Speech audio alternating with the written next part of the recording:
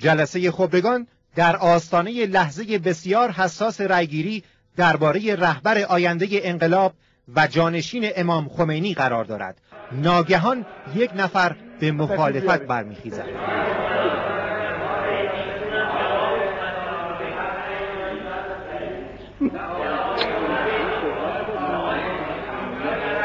جالب این بود که یک نفر مخالفت کرد و اجازه خواست از رئیس مجلس که سخنرانی کنه و اون شخص شخیص آیت الله خامنه ای بود که عرض کنم وقت خواستن برای صحبت و اول هم مخالفت میشد، میگفتن احتیاج به صحبت نداره و مطلب تمامه و همه موافقن و شما باید بپذیرید، ولی ایشون اصرار کردن و رفتن پشت تریبون.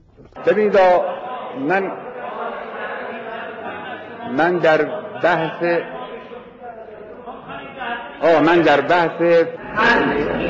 من به هر حال مخالفم. به رغم اصرار آیت الله خامنه ای، رأیگیری برای اعلام نظر خبرگان منتخب ملت در مورد انتخاب ایشان به جانشینی رهبر کبیر انقلاب انجام می شود. موافق هستند قیام بفرمایید. بشمارید.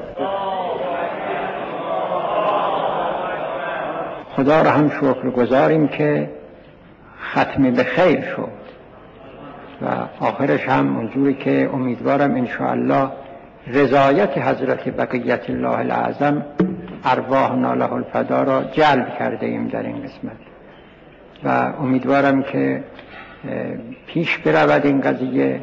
مطلب از نظر این که دنیای امروز ایشون را شناخته‌اند و میفهمند که یک فرد لایقی که از ابتدا با اسلام بوده و با امام بوده و قابل سازش با استکبار نبوده، بالاخره امید دشمنان ما با این انتخاب به نظرم انشاءالله به ناامیدی خواهد کشید. وقتی که الان فرماندهی دست ایشونه، من خیالم راحته که این جامعه مسیر درستی رو طی خواهد کرد به اسلام واقعی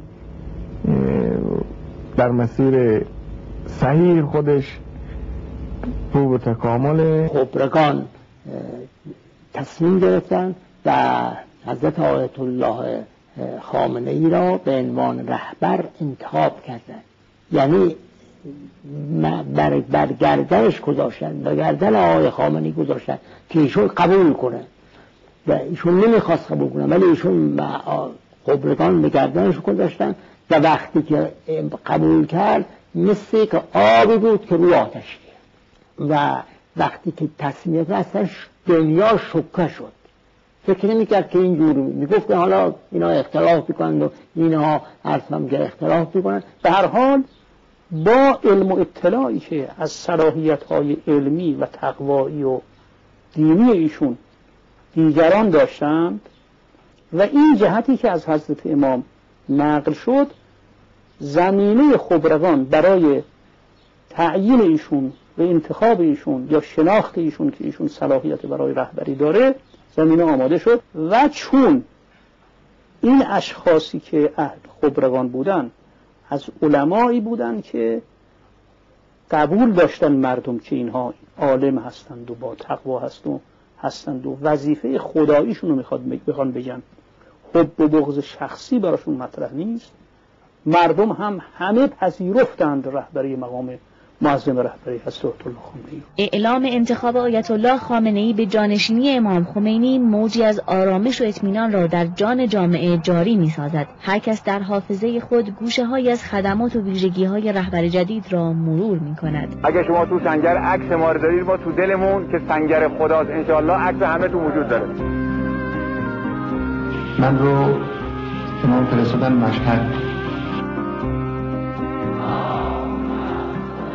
این خاطرات آرامش بخش به تدریج تصویر پررنگی از امام راحل عظیم الشأن را در حافظه تاریخی ملت زنده می سازد.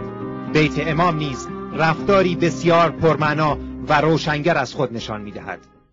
یادگار عزیز امام هستید برای همه ملت و برای ماها که میزان علاقه امام به جناب عالی رو میدونیم و از زبان خودشون مکرر شنیدیم و به خاطر شخص خودتون، هم به خاطر احترام به روح بزرگ رهبر عزیز عظیممون که به شما محبت می‌ورزیدن و گفتن که شما رو عزیزترین اشخاص میدونن. ما هم شما رو بسیار عزیز و گرامی می‌داریم و حقیقتاً به عنوان یادگار عزیز و یگانه حضرت امام به حساب میاد. از خداوند برای شما آرزوی صبر میکنیم. حقیقتا مصیبت بزرگی است برای همه و برای شما و خانواده بزرگوارتون، خانم والده مکرمتون و بقیه خانم ها. از همه واقعا این مصیبت سنگین‌تر و بزرگتره. خداوند انشالله به شما صبر و اجر بده.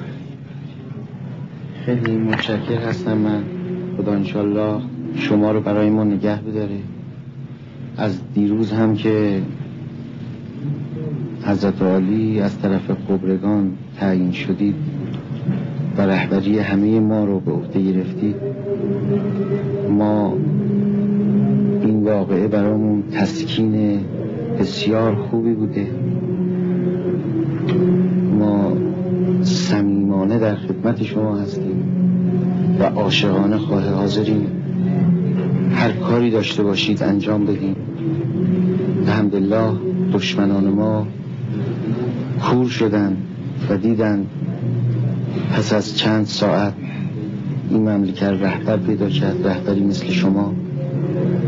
ما به فتوای امام شما رو ولی خودمون میدونیم و لحظه ای از تأیید و تکریم و سایر چیزهایی که وظیفمون هست در مورد شما انجام بدیم کوتاهی نخواهیم کرد. خدا شما رو انشالله برای ما نگه داره.